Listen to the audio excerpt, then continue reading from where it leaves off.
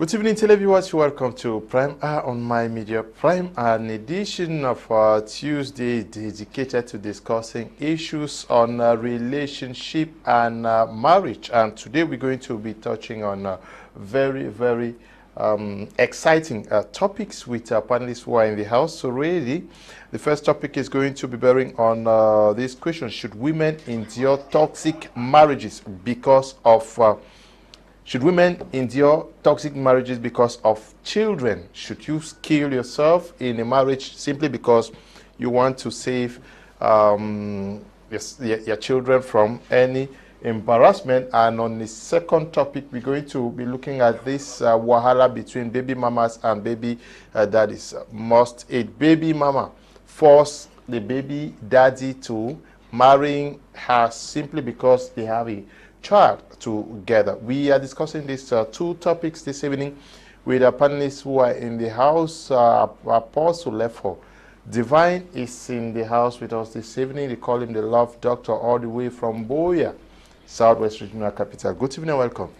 Good evening, Mr. Leo, and good evening all our beautiful viewers. And I want to say a great greetings to all our beautiful panelists as well. And I know it's been a while. A lot of people have been writing me and they're asking what's happening, where have you been? January is a very technical and crucial month for apostles like us, but I'm glad I am here. It's been a hectic month, you know. We had a 21 days of wisdom program, a lot of preparation for the year, but I'm here now and we are going to have a wonderful ride in this 2023. Beautiful topics on the line, and I'm sure there's a lot of wisdom, there's a lot to learn, and I'm glad I'm here. So just stay tuned and you're going to have a wonderful time. Thank you. We also in the company of Mrs. Fotinglet and Henrietta Ngwe. We are glad to have you. You've been away also for some time. Good evening, Mr. Leo. Yeah, I've been away for some time, and thank God I'm back. Mr. Leo, you called my third name today. Thank you. Ngwe, that's a very special name to me. Okay. Always leave that one aside. Good evening again to the viewers. We are glad to be here, especially my beau, Mme Asanji, all the way from Bamenda. I'm letting the cat out of the bag before it's time. She's here. I'm sure we're really going to have an enjoyable program tonight. Stay tuned. Okay. You already know she's in the studio with us. Ms. Asanji Yvette is here. She left all the way from Bamenda, Northwest Regional Capital, to be live with us in our studios out there at Fengudrombange, Koto, Nation's Economic Capital, Douala. Thank you for coming all the way to be part of this program today. Thank you so much, Mr. Leo. It's a pleasure being live again here in the studio. And I want to say the panel today is made up of people that have not been there. So it's going to be very hot today. You just need to stay glued to your screen so you don't miss anything on this program tonight. Okay, we are also expecting Judge Charisma, who is a man of God coming all the way from Boya. We hope he meets us in the course of this program. But let me start with you, Apostle Lefor Divine. What do we mean by toxic relationship, toxic marriage? And what accounts for it also? Oh, thank you so much, Mr. Leo, and it's always an honor once more for what we are doing here, especially on my major prime in affecting lives, marriages, and homes. It's a great honor to be part of this great vision in transforming marriages and relationships in general. Well, generally, I always have a problem with this word toxic, personally, because it has also been used to cause a lot of emotional blackmail out there. Anytime somebody just goes through a little difficulty, every time someone just faces a little challenge, they call it toxic. But basically what we call about toxic, we are talking about any relationship. It must not even be marriage, but any relationship that that deforms the other individual and makes them not, and limits them from becoming who they were designed to be. Any relationship that that manipulates, that reshapes, or yes, I think the best word is deform, like deforms the person's personality and changes who they are, and we have to use this especially in line with fulfilling purpose and destiny. We are talking about making the person not being who they are or who they were created to be with regards to fulfilling destiny. When we don't define this thing well, we are going to mistake any form of weakness, any form of challenge to mean like the relationship cannot go. You know, our generation is a generation of any, like, they just go memes, anything stress me, I beg, I leave them. You know, our generation does not like, they does not. And which funny thing is, the way God has designed us, environments at times brings out the best in us. You know, so we are talking about toxicity. Talks about a relationship where the person's interaction with you destroys and deforms who you are or who you were meant to be, or stops you from becoming who you're meant to be. Because sometimes it's not just the destruction of the now. Sometimes we're talking about that limitations that stops you from becoming who you're meant to be. So sometimes toxicity goes beyond beating. Toxicity goes beyond shouting. You know, sometimes some people think toxicity just because somebody does not pay school fees, does not. Yes, we are talking about something that deforms you or can limit you from becoming who you are meant to be. And with the second question you ask, what causes that? A lot of times it causes, it's formed by one, when somebody enters a relationship where they do not know who they are and where they were going to. Because I learned one thing early, Mr. Lowe, is that the best spouse, your best spouse, is another person's toxic partner. That means the best person on this earth in another relationship with someone else becomes not the best. So sometimes being a good person in a relationship goes beyond just being a nice person or not. A lot of times it has to do with our natural tendencies, our form. I always use this example. I said a radiator of a car, I'm sure you have a car, so all these people know what I'm talking about. A radiator and an engine were designed to flow together. The radiator gets water, cools it off, sends it to the engine, so it cools its heat. Now, an engine is not heating because he likes it. An engine is heating because of his work it is doing. So if a radiator is not there to cool it off, you might think an engine has a problem. But it just doing its work. As it's doing its work, it gets heated. But if a radiator is working well, it will cool it off and takes back the hot water from the engine and cools it again, and they work together. But at the same time, if a radiator is leaking, the two will become deficient, and you hear that the engine has knocked. Now the engine not get knocked because the radiator is a bad tool, but because the radiator is not formed enough to enable it carry its purpose. So I think these are some realities. When people don't know who they are and where they are going to, they can choose people that can limit them and deform their relation, deform who they are. Ms. Fotinglet, I don't know whether you buy squarely his definition of a toxic relationship, but how prevalent do we encounter this in our respective relationships? Okay, just like he has defined it, I want to think that talking about a toxic relationship actually would depend on the individuals in question. Okay. Like every person might have his or her own way of defining the word or understanding what a toxic relationship is all about. It is just easier to stand up because your spouse slapped you or insulted you. You say the relationship is toxic. It now depends on how you look at it. But what we are trying to figure out here or to say here is that a toxic relationship goes even beyond a violent relationship. When violence is or an abuse is concerned, that is when a man or a woman, one of the spouses, is being limited. You're being limited in the area of your competence. You're being limited as in you're being silenced in a relationship. You cannot exhibit.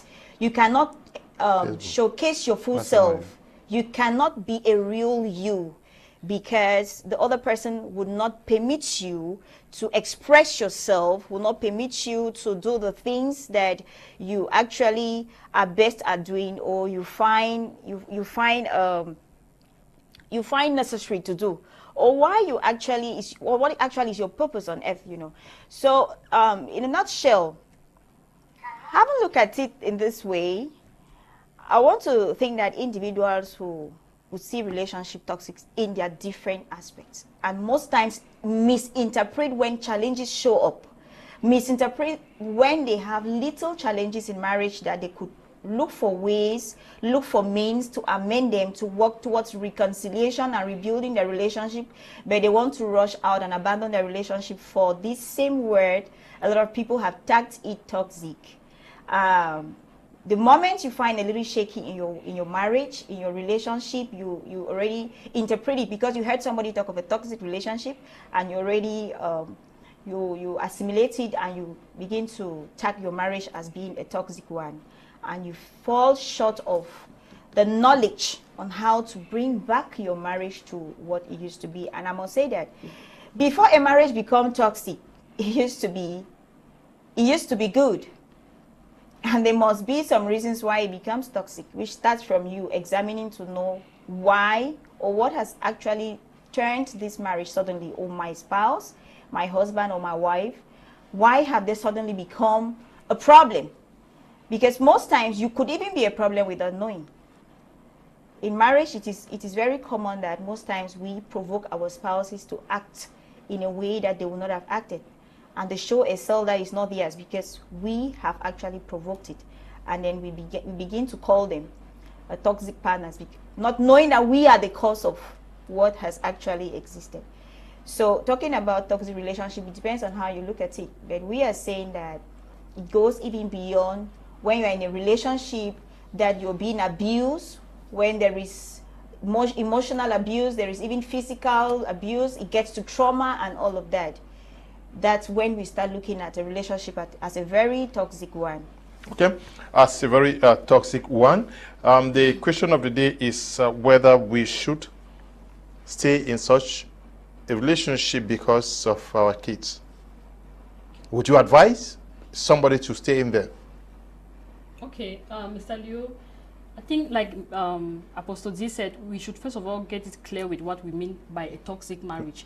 Because there are some people that are just waiting for us to name that, oh, if you're having conflicts with your spouse, you can pack out. If you're not communicating with your spouse, you can leave. If your spouse is not giving you food money, you can leave. So those are normal problems in marriage. Please, I don't want you to be, in fact, if you're waiting for us to name a particular issue where you want to use it to hang behind it and say that, okay, this is what we said on my Media Prime TV. No, it is normal to have problems in marriage. In fact, every healthy marriage has conflicts, positive conflicts. Now, what matters is how do you resolve those conflicts? If you leave the conflicts unresolved, it's going to turn into accumulated grudges, accumulated resentments, it begins to affect your emotions and all of that. But when we talk about toxic here, we are meaning, problems that have gone beyond the level where you are now mentally, not stable. It is now affecting your mental health. Maybe you're getting into depression. Maybe they have been abusing you to the level where, you're not far from death. This is what we call toxic. It could be physical abuse, it could be verbal abuse, it could be emotional abuse. Whatever it is that is affecting you mentally, you are no more mentally stable. You find yourself in depression. You find yourself, losing it. You feeling drained. And you can't help it anymore. In fact, you find no meaning in life.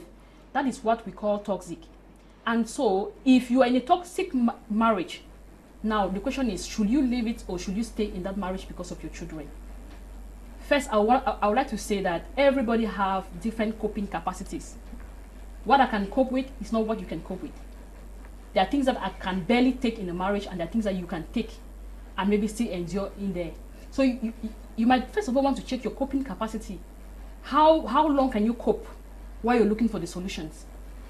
If you have that coping skills or that coping capacity where you can sustain for a little while and then look for solutions, and if and only there is hope for solutions, because it is very difficult to fix that kind of a marriage when only one person is willing.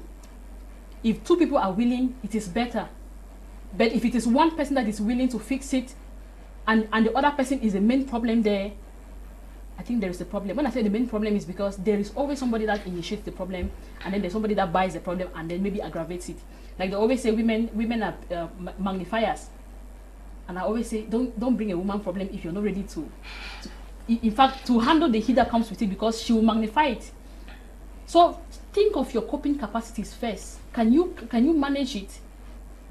But if it reaches the stage where it is draining you, if it reaches the stage where your health is at stake, if it reaches the stage where you are drained, you're emotionally losing it, you know, I think you might start looking for maybe seeking a temporal legal separation.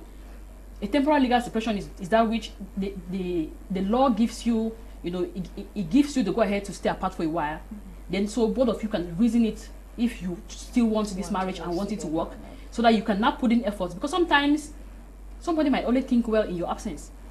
Your absence can help somebody understand who you were, because maybe your presence has been there, maybe they've become familiar with it, and they're taking you for granted. If you see that it is really getting to these stages where we're calling it chronic or toxic, you might want to consider, don't just leave your home place, because they might use, your spouse might use it against you that, okay, you just packed out of my house and I direct you.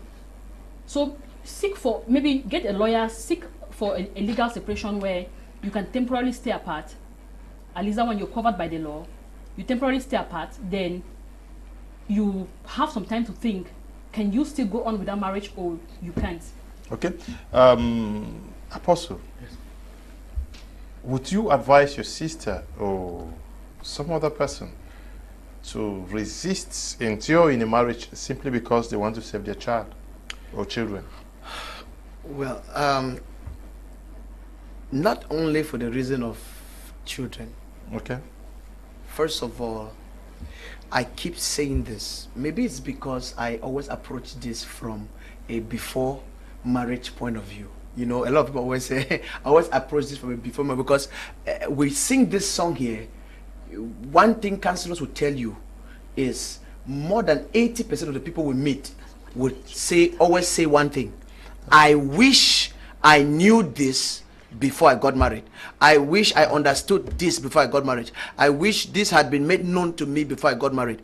Now, this thing has always gotten me a lot worked up, because so many people always regret that they did not have a certain knowledge before getting married.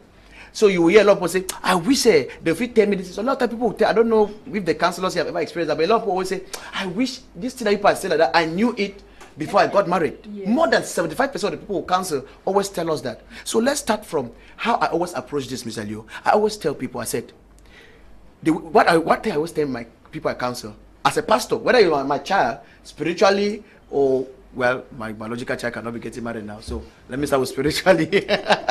So I always ask a question.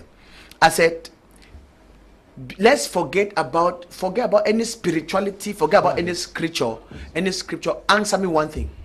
If today this man does not change from who you have known the person to be, can you be with the person all your life? No, because a lot of people always come and say, I hope say he will change with time. You know, the point as until I believe. Now I always ask a Christian, I say, let's assume nobody can change this person. No God can change this person. No, let's assume that this person you are marrying now is who they will be all the rest of their lives. Can you be with the person? I one day to one of my daughters who is getting married, I said, look, I have never insisted that people must marry from my church.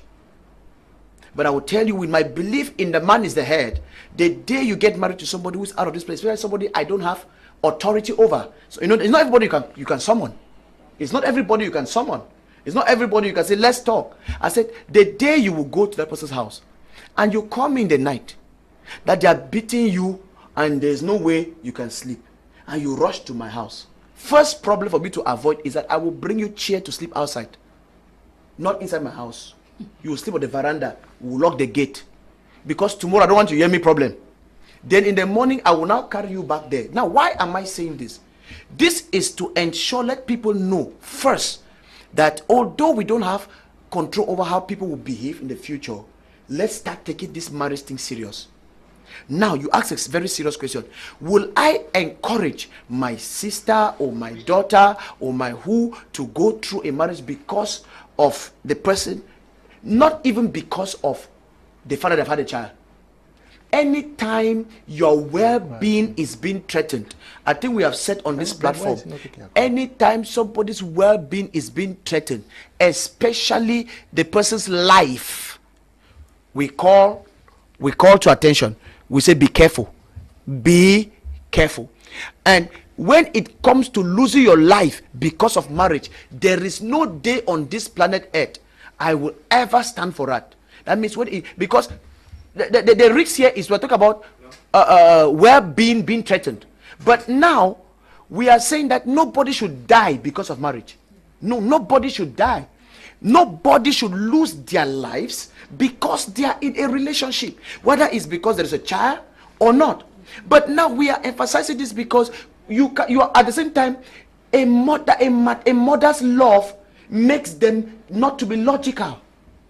You understand? I've said it here as somebody who has dealt with young people in Munya community. I discovered that what in family Munya community, most ladies who are single mothers of one child end up having the second without being married.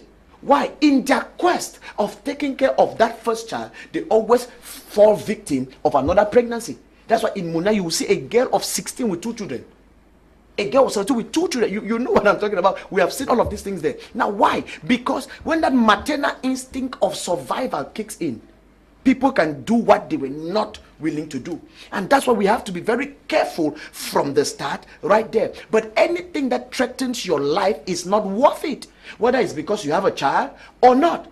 But at the same time, we also have a generation, we're trying to bring a balance to this. We also have a generation where people will have bad character, people have a lot of things, and one of them should be accepted the way they are, maybe because they have had a child, or maybe because whatever it is. So let's find a balance to this. But one thing is certain: if your life is being threatened, there is no award in heaven for best marriage. Yeah. In fact, in heaven they say we'll be like the angels that don't marry. There is no award. You will not enter in heaven with your wife and they say, wow, this couple, they are the best couple on earth currently. No. The essence of marriage was to fulfill the destiny God gave you. And if it would threaten you on that, whether it's for child or not, no woman should go through physical, emotional, or any kind of abuse because they have a child. Okay, firstly, our children are part of us, but we should not take certain decisions for them because we women, we aren't slaves. So women should take decisions for themselves, not for kids. No to toxic marriages. Raisa is writing from Kutaba in West region. Women should take decisions for themselves, not for their kids. Women aren't slaves. Okay, Raisa, you said that already.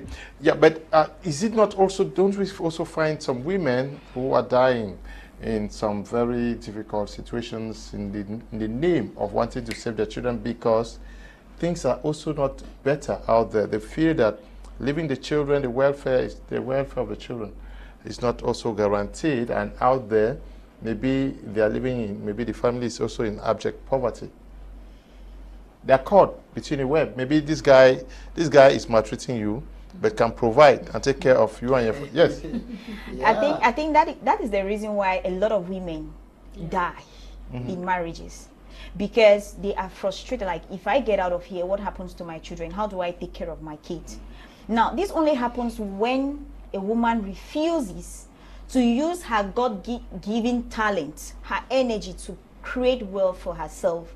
In a nutshell, it means we are saying that single mothers are supposed to die, because we have single mothers with 2, 3, 4 kids. They are capable of taking care of their children without the father of those children, and they make it. It's not every woman that has children that is married. So if you are married and you want to die in that relationship that is actually a threat to your life because of the children, then I don't know what you expect of the single mothers. Because the single mothers, just put yourself in their shoes, like they have to take care of the children by themselves. Yet, if you are separating from the relationship, there are even greater chances that the father of those children will have to cater for these children or assist you to cater for these children. But you want to die. I want to think it is more of an affair, a cultural, is more of an inherent affair from our backgrounds. We are from Africa, and we would accept the fact that we've seen our mothers die. We know of the gospel artist who just passed away because she thought that living in marriage is the best thing she has to do. Her cultural values will not permit that she should step out of that relationship. She thinks that staying there is the best she can ever give her children, and that's a lie. The education we are trying to bring out here is this: every woman, you have to understand that you're first of all unique. You are a unique human being created to survive with or without a man. Created to create, when you have your own children, when you're blessed to have your own children, there is a guarantee that you can survive with or without the man. Okay, let's take for instance, what in a case where the man dies? And what about widows? How do they survive? If this man had died, allowing you with these children, what would you have done? Will you pack out of the marriage? Will you want to get married to a second man who will be a father to these children, or how will you do it? I just want us to look at it that way. Like, you don't want to leave your marriage because of your children. There is a widow who is forced to lose her husband. Her husband died. She wasn't ready for it, yet she has to cope. There are single mothers out there coping. You can still advise yourself that rather than die, I would live for the sake of these same children, because these same children will need you in marriage or out of marriage. Your children need you. Whether you are in their father's house, you're out of their father's house, your children need you. In that case, we are encouraging women. When we are married, marriage is not and a word is not a job. It's not I don't know, a job that creates wealth. It has to give you money all the time. So once you're married, you have to look for the opportunity to get something doing that you can equip yourself financially. In case of any situation, you should be able to step out, take care of yourself and take care of your children, so that you will not want to die before it is your time. When you die, your children, you're not even sure about the well-being of your children. The next woman will come in, and you don't know how they will treat your children. They will maltreat your children. It's better you work out with your children, take care of them, than allow your children and die. A second wife will come in, will beat up your children, maltreat your children, maybe to death, because you decided to die for those children. So it's not the best thing to do. It might be a cultural value. It might that our parents, our forefathers passed it to us. It might that our culture does not permit that you get out of marriage, but we are saying that when a relationship becomes toxic, that is, you've been able to look at every situation and you discover that if I don't leave, I will die. And maybe you have taken the first step, like Mme Asanji was explaining here, of bringing in some legal proceedings to stay apart for a short time, and you think that things are still not working out, then you should consider separating yourself so that you may live longer. You can even be better off. There are a lot of talents. I remember Apostle Ame used to say here that one of the places that the grave that buries talents is marriage. That's the greatest. Not even one of you know, marriage buries a lot of talents, because the moment a woman, most women, the moment they get married, they don't want to do anything.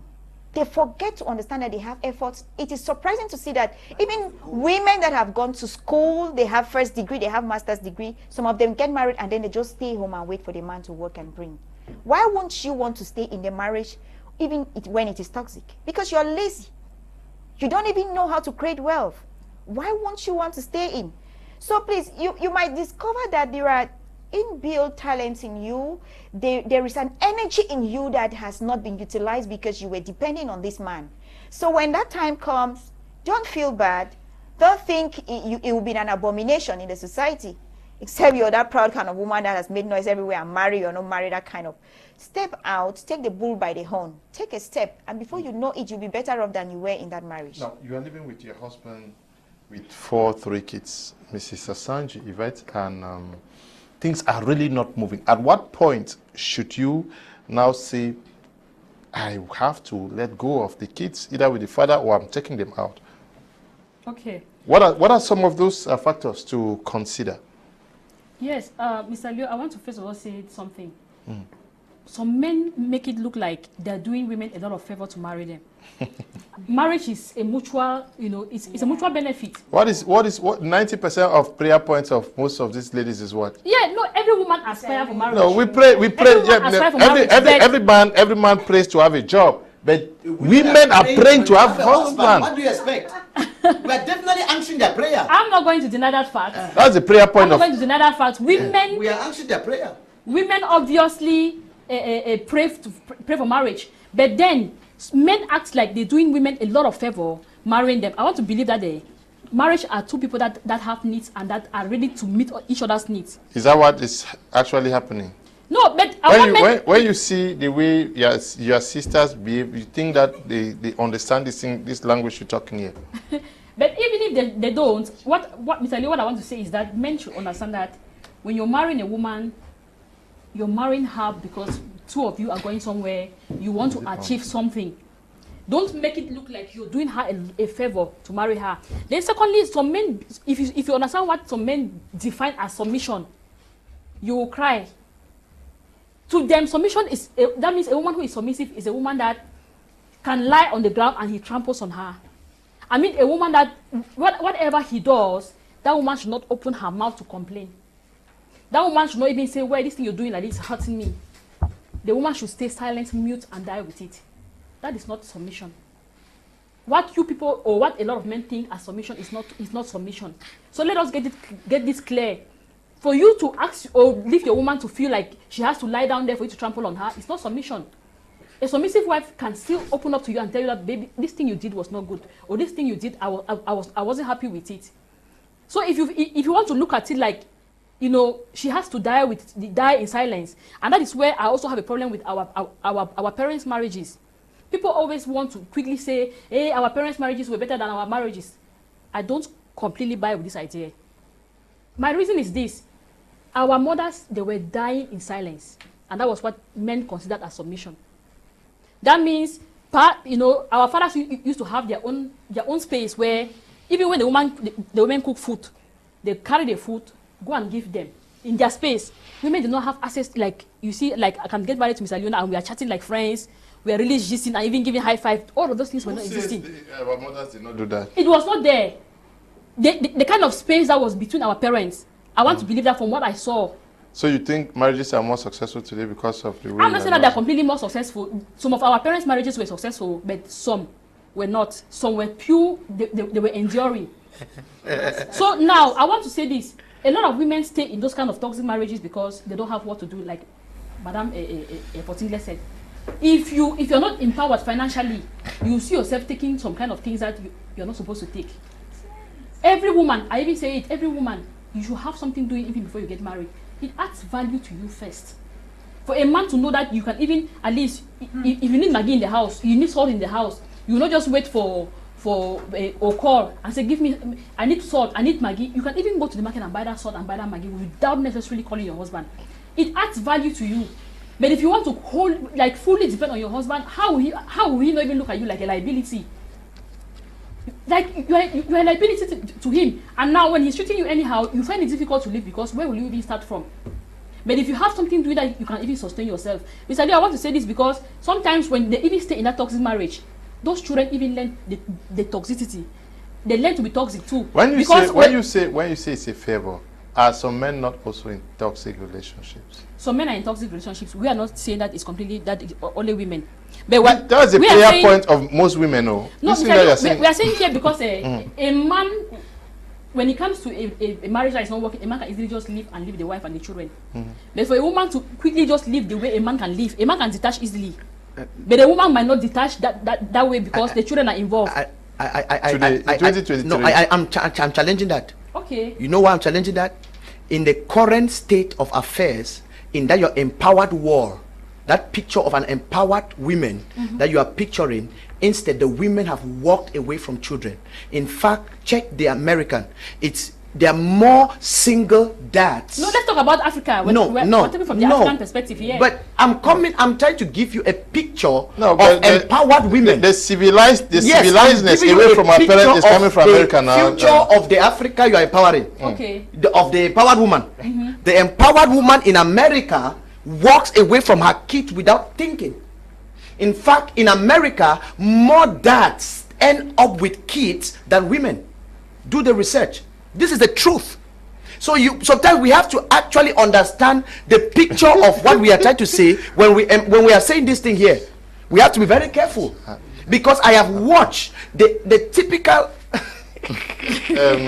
But in Africa, you see, you are dominating. Sorry. Now you are trying to intimidate. No. But what I'm saying is this: in Africa, honestly, how many women do leave their homes and leave those children? Because they are not empowered. That's why we're saying that there. Women should get something walk away. As a woman, get They something should get money doing. and start walking away. No, they should get something doing so that they have a limit to what they can take. But they can stay in that marriage because they don't have anywhere else to go. They don't have any means of surviving. But then the children now also grow up with bad habits, because when the man is abusing you there physically, the children are watching. Now you are refusing to leave that marriage just simply because you want to protect the children to grow under that love of a father and a mother. But what they see growing with is not even necessary. We've just been joined by Apostle, Pastor, the title whether it's evangelist, George Charisma, all the way from Boya, Southwest Regional Capital, for the first time participating on Media Prime's Prime R. We are glad to have you, and your first take on the situation prevailing that some women would prefer to die in very difficult relationships simply because they will not want to let their children grow without a mother and a father.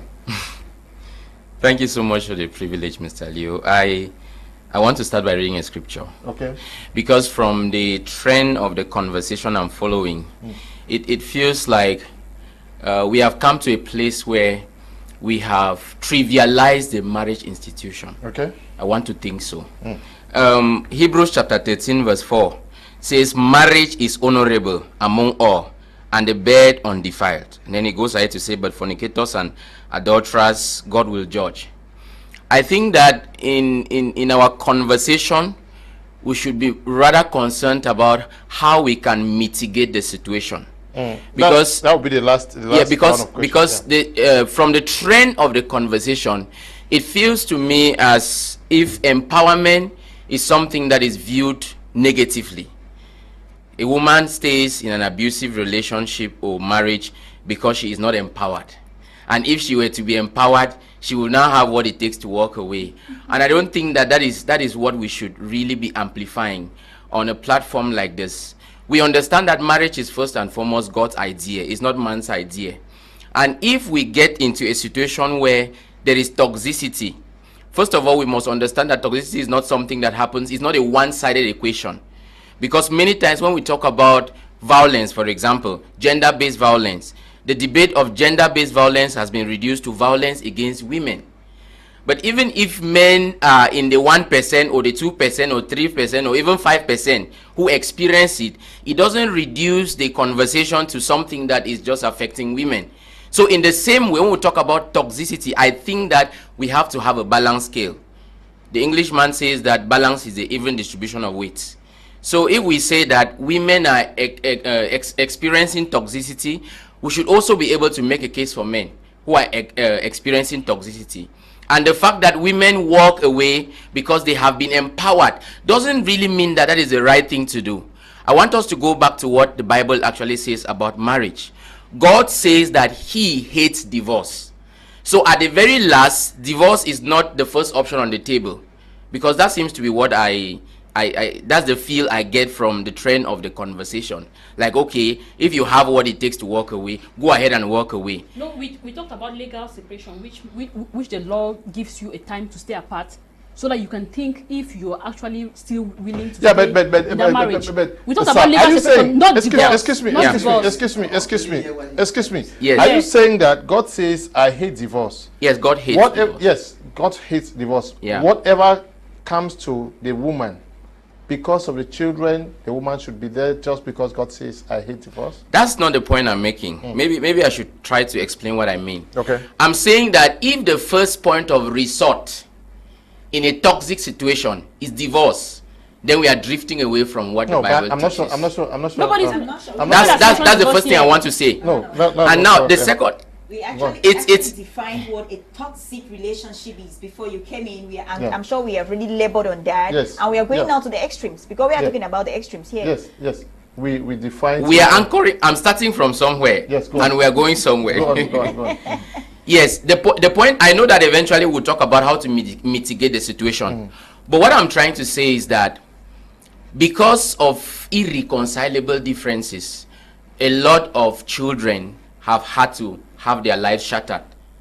Now, sometimes when the man walks away or when the woman walks away, the question I always ask myself is, So should children suffer because two people cannot reconcile their differences? That's the question that I want us to deliberate on, because now it feels like it's a game of interest.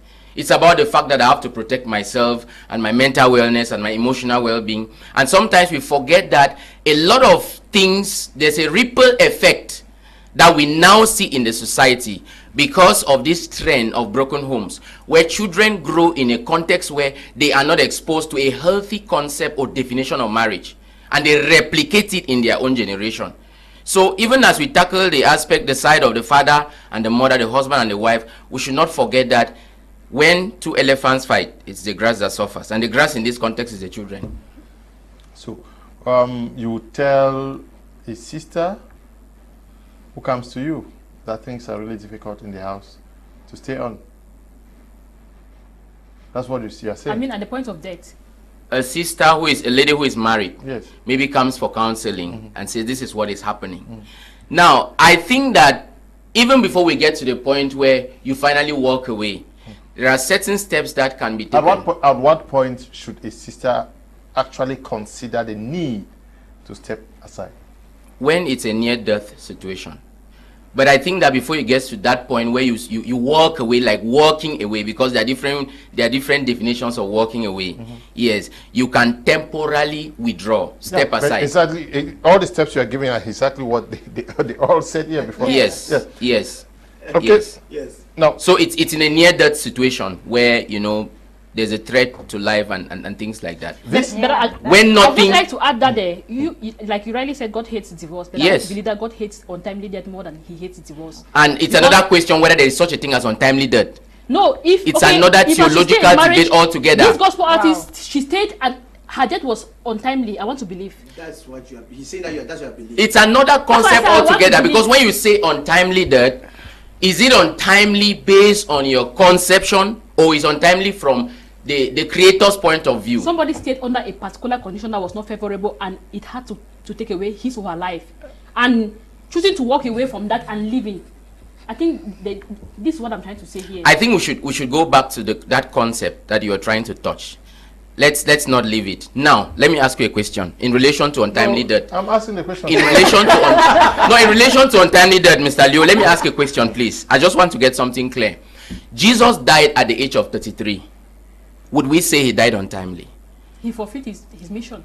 Because I know that most times when we say untimely death, it's a function of how old a person was when he died. No, we're talking about staying under an atmosphere which is not favorable and dying under the atmosphere, whereas you could have walked away and lived. Okay. Those are two different maybe things. you're being tortured to death. Tortured to death, and you choose to stay there and die. Is interpreted that it was actually your time to die. To be tortured and die. Okay. I didn't say that. This is serious. No, you're inferring. No, please, there's this tendency for most marriages to be toxic. What is the prevalence? When you look at the guys that come to you, are they happier today? Are they mostly in toxic relationships? And how do we even prevent it before having children to now start considering of backing out when children are older? Mr. Leo, I will be very honest with you as somebody who deals with the today generation of relationships.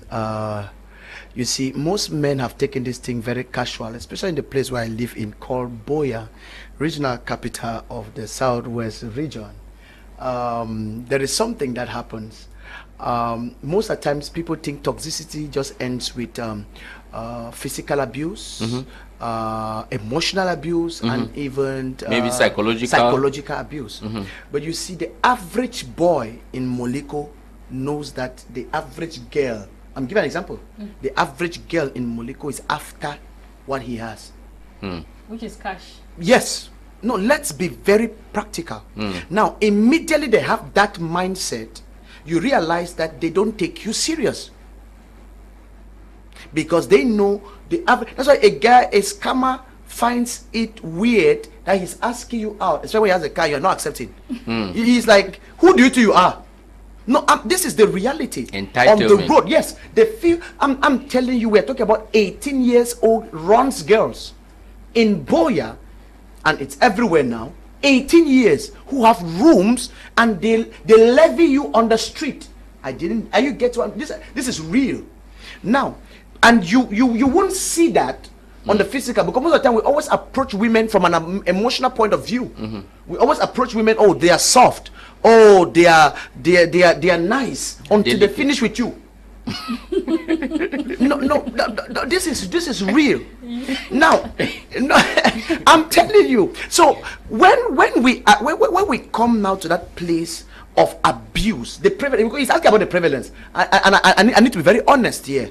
The prevalence of this thing we are talking about. You see, most of these young people, and this thing comes from, that's why I wanted to ask you a question. Do you think our parents were having I wanted you to learn, because I was going to follow it up with the question as to whether these ladies who are in marriage today, are they not enduring? Because, and then our fathers, were they really wild? Like our boys today? No, I want you. That's why I was trying to point something, because these our people now have seen a lot of things. Now you would think that they are not being abused because maybe they're flashy. Yes, they are just flashy and they are sitting there. But I have seen these guys go through extreme lengths just to meet up with the demands of these ladies who sit down. In fact, many girls now ask guys that they want to have children for them. This is real. This is real. I've seen I know of a girl in Yaoundé who literally a man pays for her house. That's all, just for when he wants to come and visit. I'm talking about a good apartment, flat screen I can never buy in my life. I'm telling you, true life story. No, true life story. Now the thing is, when we begin to look at this only from the point of I slap you, only from the point of I am taking something that you are not telling me, I think we will fall short of the reality of the prevalence of abuse or toxicity in relationship. So a lot of people do you know there are girls that they are using but their child to extort money from people? Yeah, exactly. Like every time you just call, they are calling you every week and they are telling you an illness that is not existing for the child. This is real. So I think we really have to come to that point where we are really asking ourselves a lot of questions, because things are dismantling. And please, Mr. Lu, 1 minute. Like he said, things are dismantling in such a way that it is so difficult nowadays. Like you heard me talk about this balance, because a lot of people now think any small stress in relationship means I back out. Yeah, there is this stuff that we're talking about enduring, yes, in marriage because of children. But many women today really think, like you said, that our mothers were enduring, so we would not endure. How do we, you guys, are you really enjoying marriage? Yes. Are we so... Good question. Are we so... Yeah, are you not also enduring? Are you not enduring? No, I'm not enduring. No. I'm enjoying marriage perfectly, because I understand what marriage is about. Please, I want to take us back to something, God's own concept about marriage. Yeah. The reason, where does it start? It starts from the fact that we get into marriage with very little understanding on what God's concept about marriage is all about. What does marriage means to you as an individual? What does marriage means to me? But what does marriage means to God? Marriage to an individual, to a lady, could just be that, oh, it's a means of survival. It's a man that has cash. I want to go so that he can be able to sponsor me. He can take care of me. That's marriage to her, you know. I think we are now diving into something like faulty foundations of marriage. You get into marriage without actually having a good knowledge. Now, in my little knowledge on the definition of what God has envisaged, marriage is a covenant. Marriage is a gift. Marriage is a destiny. Marriage is a choice. So far as marriage is concerned, if you understand marriage from this point of view, one, if you know that it's a covenant, before I get into this covenant, I should go with all my senses, with all my understanding, knowing that, just like Apostle Lefor said, this same man I'm marrying today, in the next 10, 20, 30 years, I will still want to be with him. Keeping aside, you know this thing about love, flashy, people, love has never sustained any relationship.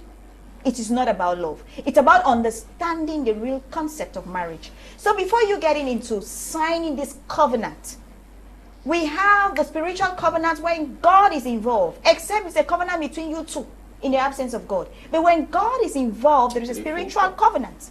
It's not just about the marriage certificate. You can destroy a marriage certificate, but to destroy this covenant you made in the presence of God is not an easy thing. And then secondly, it's a gift from God. So if you as a spouse, I look at my husband as a gift from God to me, I will treat him as such. When we look at creation, when Adam had a need. God created Adam alone and kept him in the Garden of Eden. And then he discovered that amongst all the animals he brought, Adam named them, but he could not find a companion. The moment he brought a woman, he said, this is the bone of my bone, my kind, this is what I wanted. The woman was a gift to the man. So if a man understands that what I have in my house as a wife is a gift from God, you will treat her with all the love that she deserves. Likewise, if a woman understands that my husband is a gift from God to me, she will handle her husband with care. So getting toxic, all of us, we have the same level of understanding. We are looking at our spouse. You look at your husband as a gift, he looks at you as a gift, and you treat each other. And it's a choice. Nobody forces you into marriage. You decide when to get married, who to get married to. It's your decision. And one thing we'll not forget is that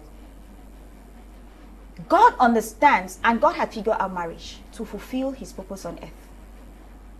That is the reason why you will look at a 25-year-old girl getting married to a 60-year-old man. Before man, they are incompatible, but before God, he knows what he wants to attain through this relationship. And you will see they might go too well doing things, and you will see them too close. They might understand themselves in a way that you don't even believe it. And we will look at maybe a man who has master's degree getting married to a woman who just has first school. And we look at it, it's absurd, right?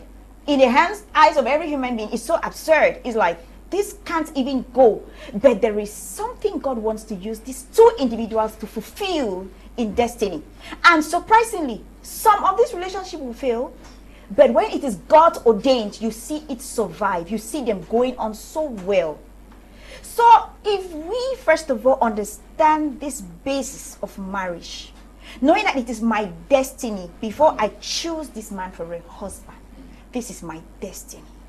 I don't want to jeopardize with it. And the man himself will not want to jeopardize with it. You will make the right choices, and you accept it as a gift, and you know it's your destiny. You will take the covenant consciously, and you will not want to cause your spouse to suffer from something. Can you really be too sure of the choice you are making? Because we have seen even the biggest of men of God themselves who made errors and are backing out. Choosing a spouse. Yes. Yeah, most times some people are not too sure because of impatience. Marriages that are built on faulty foundations. You mean Pastor Chris was impatient? There is not to marriage, and that's why there is no expert. You mean Brother Ingila was impatient? That he is a man of God does not mean that he had understanding about the area of marriage. Okay. Marriage is a whole ministry, an area on its own. That is an anointed man of God doesn't make you automatically an expert in the area. Is it not this mystery around marriage where we think that we understand marriage so well, and then bound in culture that we find ourselves into it, that even when it is not going, we are afraid because we think that culture, the Bible, Mr. Leo, I have this great worry, especially when I'm on air. You know, when we start talking about marriage, you know, it's so easy. We quote scriptures, you open the Bible, we do this. Now, I one day I was preaching and I told my crowd, young people, I said, it is crazy as a young person to think that the first thing you will ever hear God about is about a spouse. You have never heard him about directing you in your day-to-day life. You have never heard him directing you about where to fellowship. You have never heard him directing you about other things in your life that are not emotionally connected. And you think the one time you will hear him clearly. So when we're on the panel, you hear people say 3 things to choose a right spouse. Pray. And I'm like, that thing does not work. You are talking, they should pray that what? It works for some people. No, when I say it does not work, my point is this. I am saying we should let people understand they need to know God beyond just trying to get him to know a spouse. Okay. You understand? I'm saying that you have to develop your senses, because listen, like how you just quoted some men of God. I'm not going to repeat that. I don't want to get into trouble. Now, the truth there is, most at times, go and check even the deepest prophets. They go and ask other prophets when it comes to their own relationship, because they will tell you when it comes to emotions. Let me tell you the truth, even the deepest prophets have issues, because emotions cloud judgment. As a human being, when you become emotional, God can shout and yeah. No, I'm telling you the truth. So you will discover that we will need to build people who are not just emotional to be able to get them to that relationship level. Okay, marriage is a spiritual conviction. Marriage is professionalism and not for amateur. It stated that till death do us part, so no one is running away. We both die in it. Okay? I'm Johnson from Yaoundé. Thanks for this topic. Marriage nowadays is a fertile ground for interest. I would advise everyone, be a man or woman, to go their separate ways. There is nothing like God's own concept about marriage. Could you imagine that my mother-in-law wants me to give her 25K every week for baby food and transportation to school? What is the mother of the child doing for her own son? Now I go in for women older than me. Okay. Good. Good evening, Mr. Leo. Is that a solution? Good evening, Sir George, Charisma, and other panelists. I am Karana Dirune from Yaoundé. Sometimes we call toxic marriages only from what the woman says. I don't think there is a toxic marriage that can be detoxified. Why would a woman endure such a marriage than seeking detoxification? When people are married, the only direction should be forward. So, dear women, please detoxify instead of leaving. Okay. Good evening, Mr. Kum Leonard. Marriage is a gift from God. If women could read Bible and follow good examples of faithful women from the past, they will surely enjoy their marriages. Don Cleve, writing from Bamenda. Yes, men should also read. Good evening, Mr. Leo Chai. These girls in Moliko are killing us in Boya. Prophet, speak the truth. Most of the women nowadays are taking money to sponsor other people's children, especially these girls in Moliko. Message from Constantine Anyo, writing from Boya. Good evening, Mr. Kum and your co-panelists. I'm Gerard from Bamenda. I'm enjoying your program. Anything that adds value to your life must come with pain. This issue is most women, okay, you meant most women. Most women are lazy when they get married. They only depend on their husbands for everything. Immediately, the man can't provide, they term the relationship toxic and seek for separation or divorce. For me, what can really benefit a woman in marriage are children. There are men who have abandoned their wives and left. Toxic people hate change. They don't change. They are comfortable inflicting pain. They feel powerful. They love the attention. Okay. Good evening, Mr. Leo and your intellectual counselors. I really enjoy your program. Please send me the number of this guy who is talking about Boya girls. I don't know his name. Good evening, Mr. Leo and your intellect. Okay, I really enjoy your program. Okay. Good evening in the studio. The lady said Jesus accomplished his mission on earth. Let's also remember he was tortured to death. What is really untimely death? Okay. Good evening in the studio. I'm Tata from Limbe. From my own viewpoint, what is destroying relationships today is what civilization brought as gender equality, which is being misinterpreted by women not following the instructions of God, who is the creator of marriage. Most women are not willing to submit, but striving to be equal with men. Marriage is an institution with protocols from God. Okay, Mrs. Asanji Yvette, now, we are in this situation where the children need the attention of the mother, and they need the attention of the man. They have tried, things are not going. What is the best way that even if you have to leave or you have to endure, can you, because there are people who are actually living as married men but they are divorced, eh? Yeah. Yes. Married, Yes. but in principle. Yes. So all married. what is the best option even if you have to decide to let go? Could you say, okay, I am in my room, you do what you want to do, or how do you do so that the children are not affected? Okay. Just like I said, staying in that marriage because you want to protect the children or you want the children to have that fatherly love does not even guarantee the well-being of those children, because the man could still abandon you and the children without giving you the feeding money that you need. The man could still abuse you in front of the children, thereby teaching the children that, you know, a man is supposed to abuse a woman. I think I have a couple, the children will even tell the mother, "They think you're doing, they let daddy come, he will beat you." That's the child talking to the mother. That thing you're doing there, just wait, let daddy come. He will. So if you are trying to protect the children, but at the same time you're not looking at how those children are being affected by the toxic marriage, you're not doing them any good. So if it comes to that state where you are thinking of going, you can come to an agreement with your spouse. If it's not working, it's not working. So if you want to leave, maybe separate temporarily due to maybe through a legal separation, or you can go through the Ministry of Social Welfare. They will always say, okay, if this man, or they will look at who can, you know, properly take care of the child. You take custody of the child. Then, but that doesn't make you deprive. You don't deprive your spouse of getting in contact with the children. So if you want to see the children, let's say, okay, we are not together because the marriage is not going and the children are involved.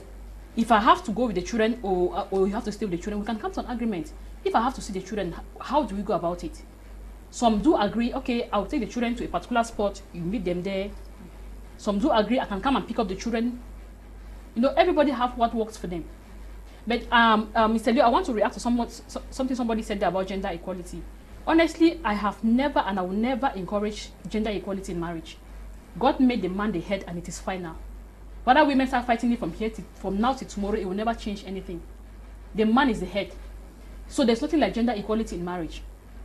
But I want men to also understand that when a woman is maybe reacting to something or expressing her emotions, it is not because she's trying to ask for equality. She's trying to make you understand that when you behave this way, I feel this way. To be very honest with you, there are some men that get married and it's just like they wanted to hide behind the name of marriage. Their life is completely opposite of what marriage is. I've seen many of those kind of couples. It's just like they get married just to, you know, have it, you know, it's just like when you present yourself that you're married, you know, it comes with some kind of respect. If you just go somewhere, oh, I am Mr. This, oh, some kind of respect is added to it. But if you just go and say, I am, let's say, Emmanuel Asanji, like my husband's name, they will not give you the respect. Like, so some men act like they just married because they want to hide behind that name marriage. But the way they live is completely opposite. Now, are women not living that way too? They are. Marriage needs work. Unfortunately, many people or many couples start struggling to fix their marriage when it has gone beyond the level of fixing. When you start seeing small things, your spouse start complaining about this, you're not taking into consideration. Your spouse says this, you don't take into consideration. You just leave things and it keeps accumulating. There is a level where somebody will get there and there will be no way out. I always tell this very short story. A man said he has never quarreled with his wife, but there was one day the wife just got up and said, I want a divorce. And the man said, but where is divorce coming from? You and I have never even quarreled. He said to me, you know what? We have never quarreled because in trying to make peace reign in this house, I've been accumulating the things you've been giving me. You do this one, I accumulate. You do this one, I accumulate. I've accumulated now and it's here. And no matter whoever said what, that woman was done. That is to say that there's a stage where if you reach there, I don't think there's any turning back. So why should you allow your spouse to reach to that extreme? Everybody, no matter how strong you are, if they push you to the wall, there is a certain level where you cannot go any further. Don't leave your spouse to get to those extremes where they are completely exhausted and they are not interested in fixing that marriage anymore. So I want to say that if you think that you want to have a legal separation, and still go for legal separation, please. Don't just leave your home like you just pack your things out. Let the law cover you up by making sure that this is what is going on. So you want to temporarily separate so you can have some time to think. Because sometimes when you're under the same atmosphere, you cannot think straight. You cannot think straight. You might still be influenced by one or two things, but when you're out of that environment, you can begin to think properly. If you think and you see that, okay, after everything, both of you might just be that way, you might not talk about how those children, who can better take custody of the children, or when to see the children, how do people meet to get the children, or the children can still have both the fatherly and the motherly love, even without being under the same roof. If it means somebody has to die, I will tell you that it's better you can stay apart, then share your love to the children. Can you just permit me to... I wish you to react on something she brought up here, which is a serious problem out there. It's a serious problem. The issue of not communicating in your marriage. It's a poison. I know there are a lot of people watching us out there who are victims to this. You are not good at communicating. You absorb, and then one day you explode. Yeah. You know. It's a very dangerous thing to do. If you have made up your mind to get married, if you have made up your mind to be in a relationship, one of the things you must consider is dialogue. One of the things you must consider in your relationship is dialogue, is communication. Communication in a relationship is, we're in a house together, we pray, and then one morning he asked me that, so you were angry and we are praying, you're angry for what? You know? And then when he explained the thing to me, I asked myself that, what's wrong with me? And that was the end of it. That was just like a few months after we got married. I put an end to it. I said, this nonsense will never repeat itself. And as I ended, I saw myself so stupid. You are angry with somebody who does not even know you're angry. How can you be in a relationship? Carrying a body. You carry a load alone. A load on your chest. Share it. That's why you're married. That's why you have a spouse. You share the burden. I'm not happy you came in late. Yeah. I'm not happy this person told me this thing, that they saw you in a hotel. Are you sure that he was the one? Or are you sure she was the person they saw? You have to do your findings. You have to speak out. Speak out, dialogue, and come and get out of it. It kills. A lot of marriages have been destroyed. A lot of divorces because of lack of communication. Consider dialogue in your relationship. Okay. Good evening to you, Mr. Liu. Marriage lost its value when the preaching of gender equality started because our great-grandfathers enjoyed marriage. When women decide to be women, all toxic marriage and domestic violence will stop. Okay, OJ is writing from Menda.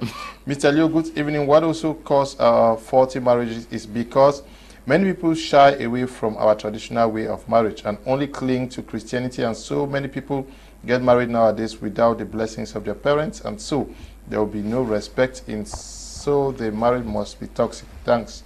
Paul is writing from Boya. Good evening, Mr. Liu. My husband has cheated so many times, and worst of all, he shows no remorse. I don't even know what to do again. Please, you just need to pray for him. Toxicity, okay. Marriage may come as a result of some manipulation by either of the partners prior to the marriage. If it is the woman that manipulated the man into the marriage, she is bound to endure the toxic marriage. Pastor Marcos is writing from Boya. Okay. My answer is no. If the kitchen is too hot for you, get out, because you stay in that marriage will affect the children negatively because their dad and mom are not getting along. Blandine is writing from Kumbu. Good topic. There is no problem without a solution. What God has put together, let no man put asunder. Joel is writing from Bamenda. Greetings, Mr. Liu. Greetings to all in the studio. I'm Ngwa from Yaoundé. I believe that this particular statement, for better and for worse, till death do us part, does not exist for fancy. Once you stand before God and say, I do, you should think twice. Jesus was tempted, betrayed, killed, but he never gave up because he wasn't afraid of death. We should not put our fear of death in front and disobey God, okay? There is a deception that many of us imprison ourselves too. self-deception. We think we are wiser than God, and we end up hurting ourselves. Revelations 3:17 points this out. Seek God guidance genuinely through his words and counsel from his faithful, for he is faithful. Marriage was not created by the West or Africa. We cannot know more than he who created it. Follow his instructions. Good evening, Mr. Liu. I'm Jess Boy, a young music rapper. I think marriage is made up of true love, no matter the age or stage of education. It is not good to force someone in a marriage, and the two should love each other. Good evening, Mr. Liu, and to you all, my wonderful cream of panelists. I really love to follow this program, but a new is disturbing. Okay, Esther is watching us from Kumba. Yes, Sir George. Sir George Charisma. Many persons say God hates divorce. Yeah. We should follow the guide of God. Now, if the situation is dire, really serious, must we only respect the Bible? I would say that our allegiance to the Bible, if we call ourselves Christians, our allegiance to the Bible is not conditional. Okay. It's not dependent on whether what God tells us it's the only way to go is favorable to us or not. I like one of the contributions that was made. When people go before the altar of God, before God and his people, I wonder whether we reflect on the vows we make. And that's why somebody said, before you say I do, make sure you know what you are doing. Because when you make a pronouncement for better, for worse, in sickness, in fact, some people say we should remove the negative part of that vow and just leave the positive one. And this brings me back to something that he said in relation to men of God making maybe wrong decisions or poor judgments in terms of a life partner. I think that it's not only about making a wrong choice. You could still make the right choice, but whoever you choose would be human. And the humanity here means that they have imperfections. Every human being has an error margin. And if those error margins are not worked upon, we can get to a toxic situation. Yes. So my recommendation is that let us revisit the foundation. I like your contribution so much because it takes us back to where the whole thing started. The Bible says if the foundation is shaken, what can the righteous do? I think we can prevent this problem at the foundational level by having the right philosophy of what marriage is.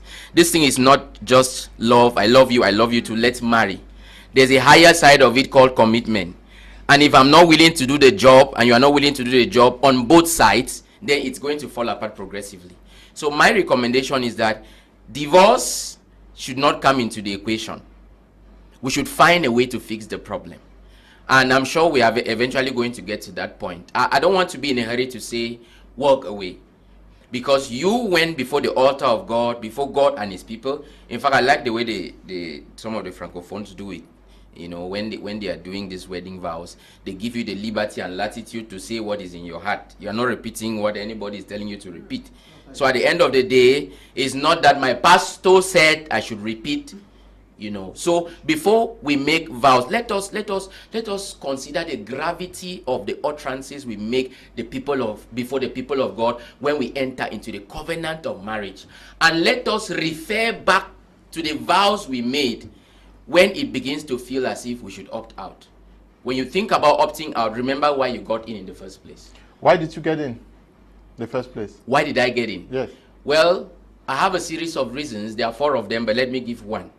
Majorly, I got married because I was looking for a partner to help me fulfill my purpose on a bigger level, on a larger scale. And that's why I had to trust God for leadership in relation to who I should choose, because I should marry a prayer partner and not a prayer point. Okay. Marriage is supposed to be a union to be enjoyed and not to be endured. Accepting to take a relationship to the level of marriage is an indication that enjoyment aspects were intact. For it now to be termed toxic means something went wrong. It's simply here, Mr. Liu, pride and ego are 2 major characters that would transform an error or a small mistake that needed just a sorry to solving the issue to the level of transforming the marriage to a toxic union. When the Bible says the two shall become one, Mr. Leo, the reality of that scripture is not on the man and the woman becoming one. The man and the woman can never be one. It's just the papers and the vows that say so.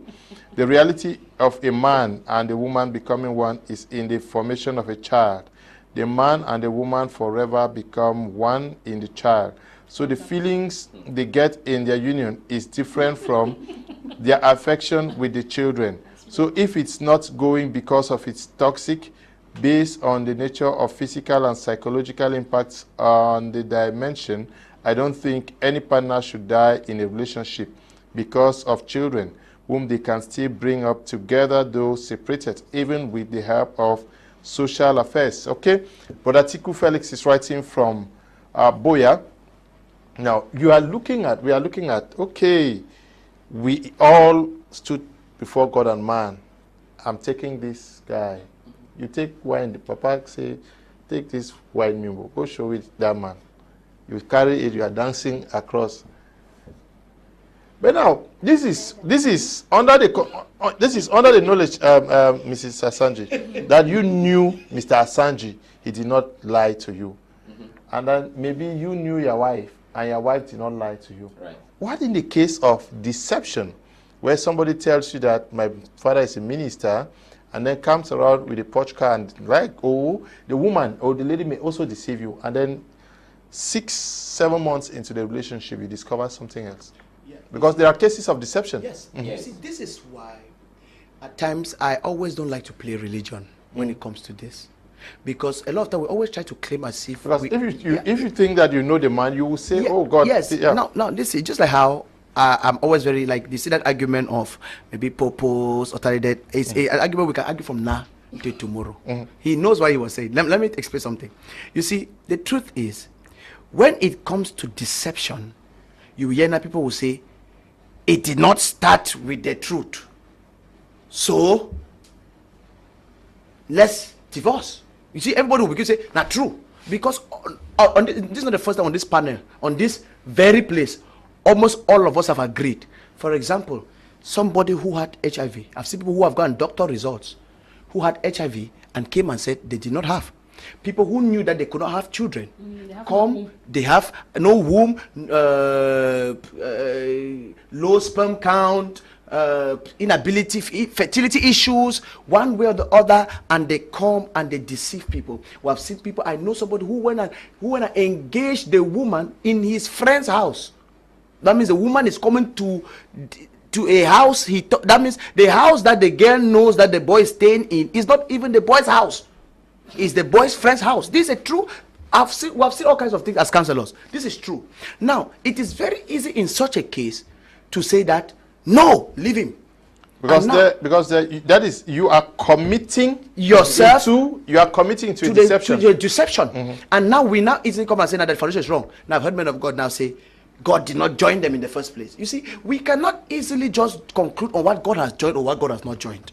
Because look, let's be very possible that he was not going to. Yeah, no, we are not saying it's not possible. I'm just saying that a lot of time when it does not favor us openly, that's right, we easily jump into that conclusion. That's right. None of us, if not that was written in the Bible, would have agreed that Boaz was meant for Ruth.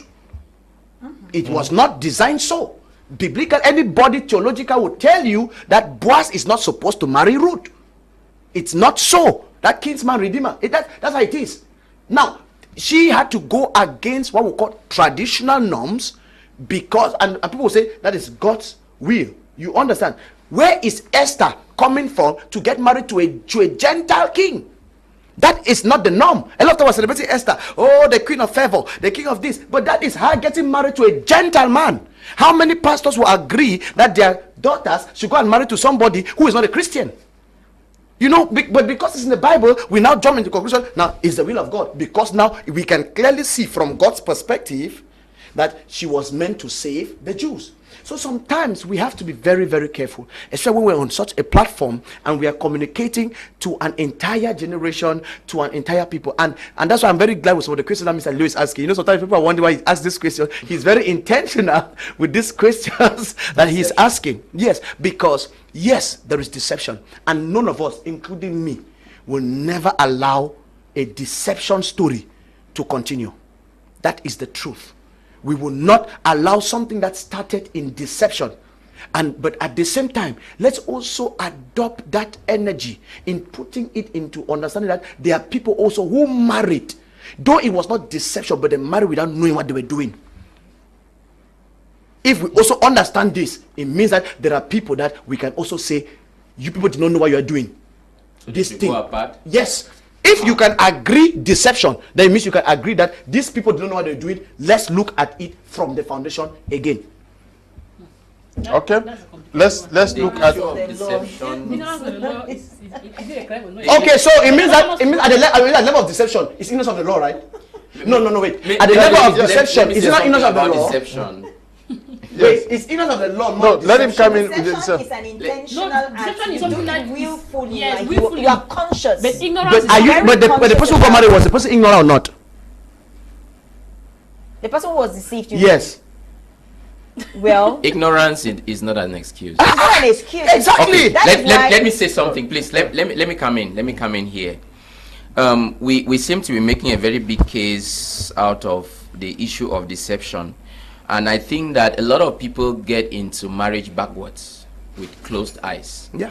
Many. There are a lot of speed breaks on the highway to marriage that can help you to filter, to know if what you are getting into is genuine. It's right or wrong. Outside of what I recommend all the time, discernment. The Bible says the steps of a good man are ordered by the Lord. I believe in that principle. Let me start from there. Now, outside of that, there are institutions that you should take advantage of before you step into The marriage. system, yes. There is a concept of counseling. When you get a premarital counselor to walk you through the process, Now you understand why? Now, not a crash course. Yes. Because what a lot of people go through is a crash course. No, they even come for approval. Exactly. Some people come when it's just That's maybe why 2 the weeks to ignorance their of wedding, Yes. and then they just have a Now, even my 2 point. days. 2 days. So I think, That's why Mr. the Leo, the ignorance of problem, common sense the issue with deception here is that when you are impatient, when you are in a hurry to get a ring on your ring finger, Exactly. there are a lot of red lights that you will overlook. No, yeah. And at the end of the day, it will come across as deception. Yeah. But to me, it was basically negligence. Negligence. You took a lot of things for granted. You could have consulted a counselor and worked with that counselor across several sessions. And then even talking about the issue of tests, of course, you know that it's more than just the Lord spoke to me. We have to go to the hospital. Yes. Yeah. There is a series of tests we have to do. Premarital screening. Yes, there are so many of them. And if you are not sure, you go to another hospital.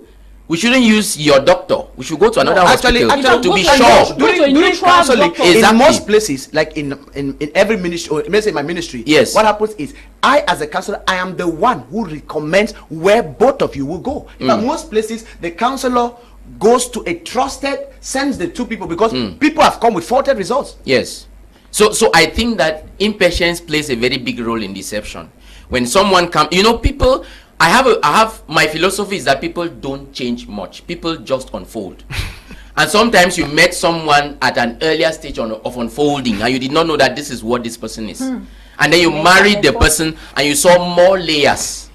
And then you are wondering if this is the person you married. It's because you were not patient to observe all the green lights. You were overtaken by the red lights. But time I mean, all the I need to you were not patient to observe all the red lights. You were overtaken by the green lights. So I think that we need to be patient. We need to be discerning, and we need to make use of mentors and counselors. It will help us to stem the tide of deception. These counselors are all of them genuine. I've seen a case where let me come. I'm talking about the marriage committee in church. Yeah, Okay. no, I get that. They easily validate some and then they tie some. Yes. Yes. Especially when it concerns their children. Yes. Yes. Yes. So Or it corruption, concerns yes. other Christians that they don't They like. don't like. They will complicate your matter in a way that you might end up just giving that up. you're talking, Mr. yeah. Yeah. That's why, from what he is saying, you're going to a marriage therapist. Not I just a have church never believed. unit. I've never believed, because you take people. Yes, the marriage committee in church. Let's not get this wrong. They have their responsibility. When they counseling has been done and you people are ready, they are now to advise you, okay, to cut down cost, to do this, we need cups, we need that, and all of the other arrangements. When it comes to you taking a stand, when it comes to the knowledge into the institution of marriage, we will advise you see a trained therapist. Yes. You meet somebody who is trained. Somebody would think that it's expensive to meet. In fact, in Cameroon, I'm not even sure. I'm not even sure they pay counselors like they pay elsewhere. Thank you. I'm sure that those services are already paid for. I think we are also trying to say that a pastor is not a marriage counselor automatically. It does not mean so. Is that not where we are feeling? Please, this is very serious. Because almost everybody thinks that if you have a problem, a marriage problem, yes, you go to your pastor. You should go to man of God. Not all man of God understand this dynamics. Eh? No. Yes, I agree with you. I think we are coming to a consensus here that there are people who are specialized, who have expert knowledge to guide you into marriage. It's not just because someone has been your pastor or someone has been your mentor that gives them that upper hand to give you advice that you can actually trust. So the recommendation is that don't just say, well, because God spoke to me, the vision was very clear, I saw it all, and therefore I don't need any other protocols before I get this thing formalized. You are heading downhill. I always say this, even if you saw God appear to you 5 on 5 live and said, this person is your husband or this person is your wife, still take them for counseling. Okay, right. One last round of questions for our second topic for tonight. Oops, we may just, I'll give each person 3 minutes, please. 3 minutes, because I have to receive some guests from Amanda. Okay. Yes, yes. Baby mama, baby daddy. Yes. Must the baby mama force the baby daddy to marry her because they have a child? This has been a problem from time immemorial, and it has become a smart move. The truth was, since women had always felt sidelined, they had always looked for practical ways to swiggle their way in. Women have always developed smart moves. One of the reasons why women use their body, use all of this, because it's their way for the neck to turn their head. That's the truth. A lot of times women have always looked for ways. Sometimes we always think we are smart, but at the end of the day, women always have their way in different ways. But now, of recent, we have discovered that this way is no longer working. This way of childbearing is no longer working. It's not working. It's not working because that stigma that used to be attached to baby mamaism, if I can put it like that, has been dropped in such a way that you see women are proud mothers. I heard one star went online and said she is the father of the child. I was like, wow, you have now even grown on to you are now father of the child. I was like, this is evolved into a father. Yes, I have 1 minute. So this is it. I would say very clearly that there is no way nowadays, because even parents tell their female children, born and can't give me, I could take care. Yes, parents tell their female children that. So it's when time is passing. So it's a one carry my picking. So I will say this: a child, a woman, a girl who has a child. Let me just please, in few seconds, girls and boys, when you are having premarital sex, especially, I always say this. I advise this. I'm not advising like a pastor. The day you are having premarital sex and you are not taking care of whether you can have a child or not, and you say your religion does not permit you to abort and all of that, be careful, because the moment as a girl you say it was a mistake, make no mistake, a guy also can say it was a mistake. Not only girls make mistake in getting people pregnant. A guy can discover that I made a mistake, and guys always react when they cannot handle certain things by walking away, and girls have cursed guys for nothing. So let's be very careful. A guy must not marry you because he has your child. Okay, she has a child. Yeah, I want to make my conclusion by saying, trust in the Lord with all your heart and lean not on your own understanding. In all your ways acknowledge him, and he shall direct your path. And I want to anchor from this just to say that marriage may be a necessity, but it is never an emergency. Okay.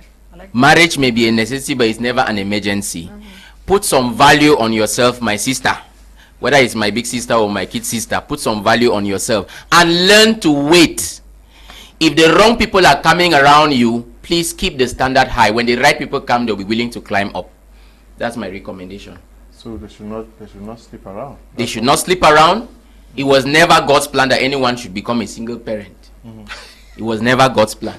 So we chose to. Yes, we chose to. We chose to because we say something will kill a man. Something must kill a man, not will. Must. Okay, must kill a man. Yes. So I recommend that you should be patient. Don't allow your parents to push you into becoming a mother prematurely. You have your own future. What was the father of Moses? I've forgotten my Bible lessons. They never mentioned him. Answer. Maybe I need to read it. Just maybe. I'm not sure he was mentioned. Was it mentioned? I said he was not mentioned. It was not mentioned. Hey, he knows why he's asking. Exodus. No, Can I read? He knows that he's asking. No. Yes. Okay, that was a trap. Yes. It was a trap. These sessions are there to teach. That was a trap. A good trap. Yes. How our sisters, they must hang on to this guy, especially when the guy is rich. Yeah. You must marry me. Yeah. Fire by force. Yes. Marriage, like I said, one of the things I brought out when I was talking about my understanding There are of many God's people. concept about marriage is that marriage is a choice. It's a choice because you decide whom you want to spend the rest of your life with. That you have a child with somebody does not mean that person has to automatically be a husband or a wife. Right. Yes. Accident, it could have occurred, you were having fun, a child came into the picture. Right. That child it's true, we always say bastard, but it doesn't mean you have to force that person to get married to you. Oh no, that is no longer going to be marriage. Right. Is it God's plan for you both to get married? The child came, yes, but is God saying that both of you must get married? That's not what God is saying. So there is just no way you want to impose on a man, you want to force a man, because I have a child for you, you must marry me. That's wrong. It's a very terrible and a wrong philosophy, something that should not be done. No woman should be advised to do that, and no man should ever feel condemned or indebted to a woman because you have a child with a woman. No man should feel that I must get married to you. Okay. Okay. And I would like to round up. Ladies should take special note. A lot of ladies think that you can kindly get pregnant for a man and tie him down with the pregnancy. And you can use the pregnancy, or after you put to bed, you say, okay, because he loves his child so much, you will hold him now to get married to you. It doesn't work that way. Don't get married for kids. Don't marry because of kids. It's a wrong reason for marriage. If you and that person, you don't have the same vision, you're not going the same direction, don't just marry because you have kids. That's my conclusion on that. Okay, don't just marry because you have kids, please. Love, but I think that the message that we are passing out from here is the fact that we are against premarital sex now. We agree on that fact. We are Christians. Yes. No to premarital sex. No to premarital sex. No to premarital sex. So if you make error and get pregnant, you have a child, know that the guy may refuse, and you will live with that stigma. And there is also that tendency of having one and then having two. TB Joshua say marry and remarry. So please, the message is gone. We are just we have been joined by members of ALU Cooperative Credit Union, all the way from Bamenda. That's right. Just to remind our televiewers that we ran a viewers' choice voters something last week. We gave you the opportunity to tell us which was your best credit union you voted, and a series of awards have been given out already by your votes. We know that Azeri Cooperative Credit Union was largely voted for, and Tarikon was also largely voted for. Mitakul also, and ALU Cooperative Credit Union, a credit union that I actually did not know but we received thousands and thousands of votes. I was surprised myself. Alongside, there is Alu and Bamboo. That shocked the world because I myself, I did not know. So many persons have voted for them. We have just been joined by Mr. Emmanuel, the GM of Alu Cooperative Credit Union. We're glad to have you on Prime Air. Thank you very much, sir, and thank you for the wonderful work that my Medium Prime is doing. I want to appreciate the opportunity that you've given for, the opportunity you've given the entire world to know who Alu Cooperative Credit Union is. So we want to thank you again very much, sir. Thank you. Okay, and you came with somebody? Yeah. Yes, he will just introduce himself. Okay, thank you very much, Mr. Leo. My name is Mr. Tiafak Benli Benang. I'm a member of the Supervisory Board of Alu Cooperative Credit Union. Okay, we know she's there. She's the brand ambassador. Yes. Okay. Yes, we are also glad to know that one of us is a member of the one of the most plebiscited cooperatives. Yes, I want to say it's a pleasure being a brand ambassador to Alu. Like the award has rightly said it, Alu is one of the best rising credit union here in Cameroon, and they have wonderful services which we are going to be telling you very briefly this evening. Okay, I don't know who takes it. What makes the credit union different from the rest, and the fact that you are relatively young but growing very fast? Okay, thank you very much, sir. This is Anchesa Emmanuel Tamonke, the General Manager of Alu Cooperative Credit Union. I think we would like to say that Alu Cooperative Credit Union is a credit union that was created in 2008. And so far it has 8 branches dotted all over the national territory. It's a credit union that is making waves, and it has some distinct products that is making it very different from other cooperative credit unions. We have a very wonderful product that is referred to as Take 'em, Turn 'em, Bring 'em back. I think, like you can see here, that's an emblem of it. That's a symbol of that particular product. It's a product that is widely consumed, and it has several schemes. It has made it very possible for the entire world to know about us. Okay. What do I mean? This is a product that it runs for a year, and whoever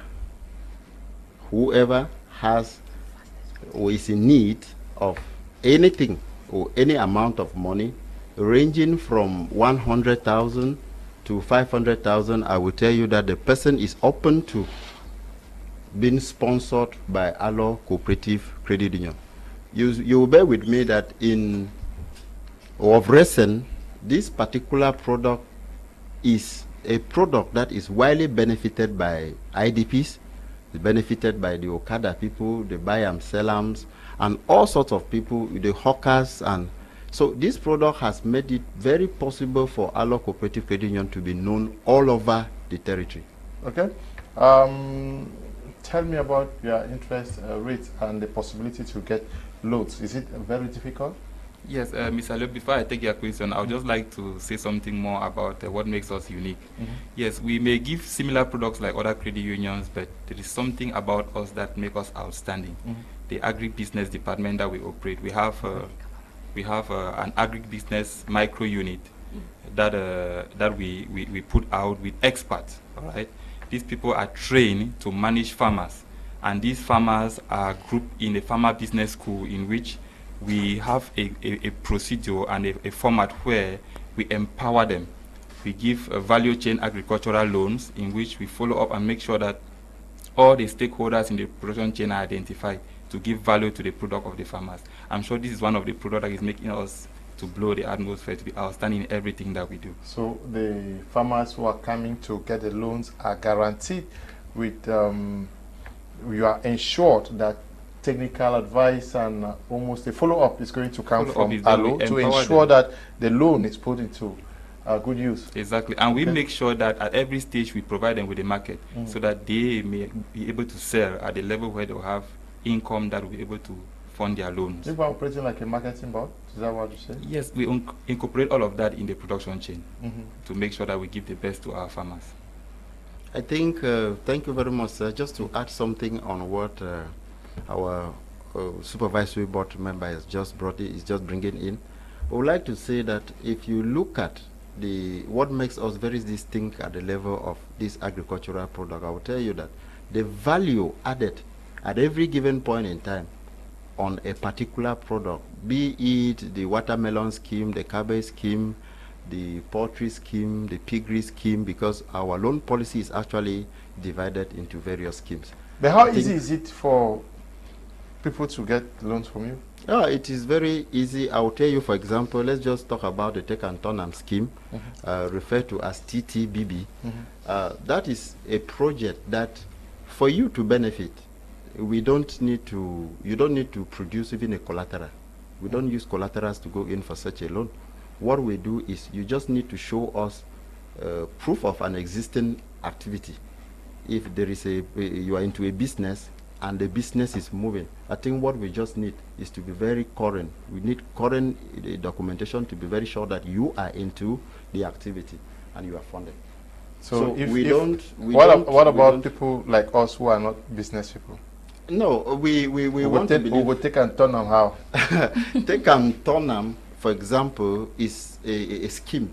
Yeah, and if you want to do any other activity and you don't fall within the Take and Turn scheme, I think we'll equally study you with regards to the particular kind of business that you are doing. Because I'm sure many civil servants are watching who may not necessarily be into business or farmers, and they may want to benefit from your services. Yes, Ms. Asanji, what is that word that you want to tell the world about Alu this evening? Yes, being a brand ambassador to Alocool, like you can see what I'm wearing, take them, turn them, bring them. It is an idea from the president, Mr. Change Ivo. He saw that the gap between the rich and the poor, it was too wide. So to balance that gap, he decided that he's going to empower, because rich people have collateral, of course, to come and get loans very easily. But what the poor people have, they don't have any means, and nobody looks at them. So he saw that for us to alleviate poverty, the people that don't have collateral, they should equally have something doing. And he brought up this take 'em, turn and bring 'em, as a way that if you've been into something, but you don't have that means, I mean between 1,000 to 500,000, you can come and have a loan without any collateral. And that's why you see buy and sell women in the market, truck pushers. Those are the people that the president loves. He's not so attached to the rich people. He believes so much in people that don't have and are ready to start small and grow big. And that's why he brought this idea of take 'em, turn 'em, and bring 'em, because he empowers those people. You take something small, start a small business, whatever interest is coming in, you save it now through your daily savings. And all you need is just to create an account. That's all you need. And bring in your proof that you've been doing this thing. Allah will sponsor you or will give you this loan for you to turn your business and pay gradually. Okay. And Mr. Can we hear a little bit about the loan policy? You say even if they don't have money, you don't have money, collateral? Yes, specifically for take and turn. Yes, but away from this. No, away from that, I think our loan policy is well managed. It's devised in such a way that it can properly manage all the various loan products that we have. For example, we have loans like our standard loans. Those are the most common loans we refer to as main loans in some credit unions and in some financial institutions, but we refer to them as standard loans. Okay. These loans are being offered at 1.5%. We equally that's the interest rate? That's the interest rate for standard loans. Then we have agricultural loans, for example, loans that like tomatoes loans, that's the tomato scheme. They are loans that begins with 1%. We have other forms of loans like Minpat loans that are 0%. Those are loans that are given to us through Kamku, affiliate body. and those loans comes to us through from the World Bank. We equally have the GIZ loans. That's the German Technical Cooperation loans. Those are loans that are equally given to us to empower farmers, and those loans equally come to us through our affiliate body, which is CAMCO. I'll tell you that our interest rate is quite convenient for our members to manage in their businesses, with their businesses. So we would like to say that for the time being, our interest rate is still equally under review on some particular products like clearance of goods, building, and real estate. So we say that this interest rate is good. And looking at a specific product like the preference share product that we have, which is one of those products that have made us well known in the national territory. You know, 2 of our branches are within the northwest and southwest region where we've had crisis, and our members in these particular areas found it very difficult to carry out businesses. Somewhere along the line, they indicated that they would not really want to be investing their monies, especially as the crisis were increasing. So they will want to invest that money on preference share. So preference share now gives the members the possibility of bringing the money to the table. This is a product that you only invest with it, for us, beginning with 5 million. Meaning that you are capable of coming with 5 million plus, because it begins only with 5 million. We negotiate on it immediately, agree on a certain interest rate instantly, and we pay you upfront. I think that's one of the products that has given us the best. We are out of time. We have to end at this juncture, but the viewers, this is Prime Hour Viewers Choice Award, Institution of the Week, fastest growing and customer-friendly credit union, Alo Cooperative Credit Union. This was decided by the viewers of Prime Hour on My Media Prime. Lots and lots and lots of persons. I don't know. I will first hand it to you, the brand ambassador, for the viewers to see. So this is the award, and I will hand it to the general manager of Alo Cooperative Credit Union. Thank you. Thank you. Okay. We'll just sit down here. We'll take the pictures after. All right. Yes. Okay. Yes. So that is what the viewers decided. It is not Prime Hour. We decided. Some people did not sit in the room. You all watched. We watched the voting take place. So we want to congratulate you and pray that, since they say you are the fastest growing and customer friendly, it is going to stay like that. Of course. So that maybe next year or in the months ahead, you will maintain that position, because there's the possibility for us to run another Viewers' Choice Award for credit unions in Cameroon. We want to thank you for coming. Thank you very much, sir. Thank you for having us. Okay.